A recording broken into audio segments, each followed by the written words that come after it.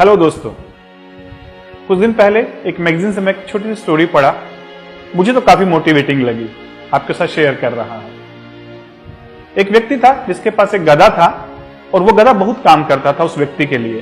तो गधे का मालिक गधे को बहुत पसंद करता था, उसकी बहुत देखभाल करता था, खाना वाला अच्छे से खिलाता था।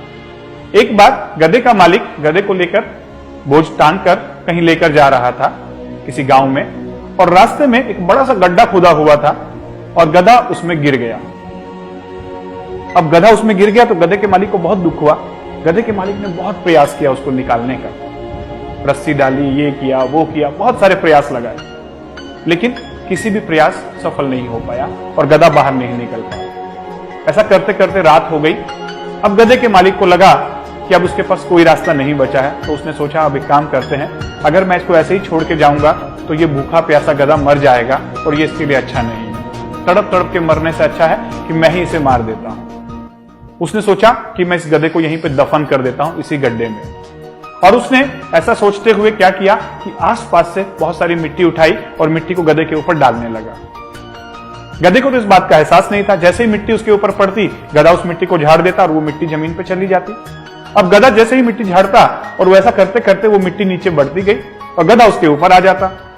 गधे का मालिक सोच रहा था नहीं, मुझे तो इसे दफन करना ही है। वो बार बार मिट्टी को डालता और गधा फिर झाड़ के उसके ऊपर आ जाता। और ऐसा करते करते एक समय ऐसा आया कि गधा उस गड्ढे से बाहर निकल गया। हाँ दोस्तों, ऐसा ही तो हमारे साथ होता है। कई बार हम अपना देखने का नजरिया ऐसा बना लेते हैं कि जो लाइफ की परेशानियां हैं वो हमें परेशान करने के लिए आ रही हैं, हमें नीचे गिराने के लिए आ रही हैं, लेकिन भगवान ने हमारे लिए कुछ और ही रचा होता है। वो परेशानियां हमारे ऊपर मिट्टी की तरह होती हैं और अगर हम उन परेशानियों को मिट्टी की तरह झाड़कर उनके ऊपर आ जाएं तो शायद वो हमारे लिए एक अपॉर्चुनिटी हो सकती है लाइफ में आगे बढ़ने के लिए।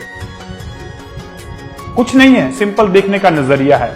मान लो तो हार, ठान लो तो जिद, बस इतनी सी तो बात है। देखना है अपने अपने नजरिए से।